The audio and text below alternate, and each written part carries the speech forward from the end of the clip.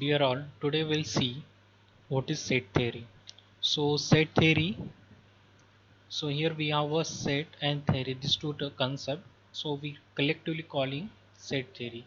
So here we see who invented this concept. So here we have a German mathematician Georg Cantor, right? So we have created this theory, and what is exactly that we need to see here. So the set is nothing but the collection of objects or the elements. So what it exactly mean by objects and the elements, that we need to see. So I'll start with one example. So here we have a set A. We'll see in depth what is exactly set. So here I'll say elements A, B, C, or we can say D. These are the elements of set A. So here we are calling this A as a set because it having, we are saying equal to it having three elements. These are the elements. So and we are writing these elements in a curly braces.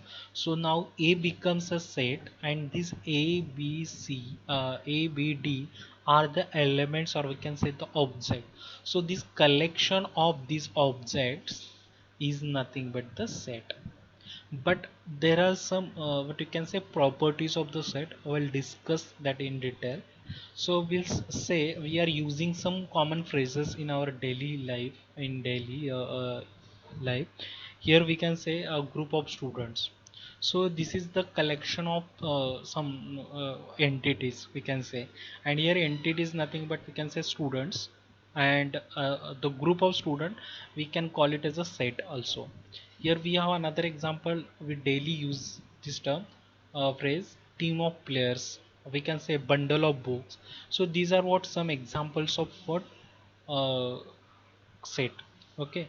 And here we have a George sorry Georg Cantor, we have created this set theory concept, and he's a German mathematician, we can say logician, and he invented or introduced this concept set theory.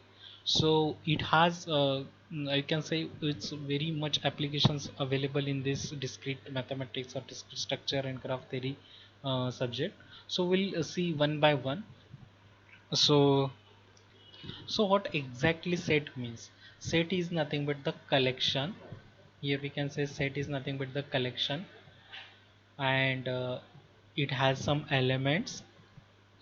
It is a collection of elements, and these elements having some common rule, and which decides whether this element belongs to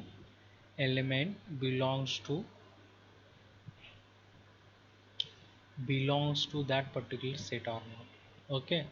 So these three decides whether that element, that means the collection, first thing is a collection is nothing but the set, and the collection having some elements, and these the elements are nothing but the members of that set, and that members of, we can say, the elements having some common property, and that common property is nothing but the rule. Here we have one example. This is the set of graduates. So you can say graduates. Here we will define this set theory concept or set by using these three concepts. So here we have an example. Now the first thing is that the collection, and collection of what? The graduates, right? So we are writing that in one, for example, A is one set, and here graduate 1, graduate 2, right? Graduate 2, graduate 3. Likewise we have a number of graduates, and we are putting them in one group, and that becomes an set, right? So every graduate here is nothing but what? The element of that set. And who binds them together? The property, and that property is nothing but the being graduate. If someone is not graduate, so we cannot put that particular person in this group, so it will not belongs to that set. So it should possess that property, should be, he should be, or he or she should be a graduate. If not, then we cannot add them in this group. Getting my point? So graduate is the property, and which means together binds them in one group, and that is nothing but the set, Are you getting my point? So there are some notations used here. So always set name is always denoted by a capital letter. So A, B, C, capital letter. For example, X, for example, Y, for example, Z. These are the capital letters used for denoting the set. Getting my point? So now we'll see uh, what you can say, the elements, how we can denote the elements. So here we have elements of the set which are denoted by small letters A, B, C. So we already taken, for example, X is my set, and here I have A, B, D, we can say E. These are not the elements. So elements always denoted by small letters. So always means we usually use capital letters for set name and the elements by small letters. You can use numbers here.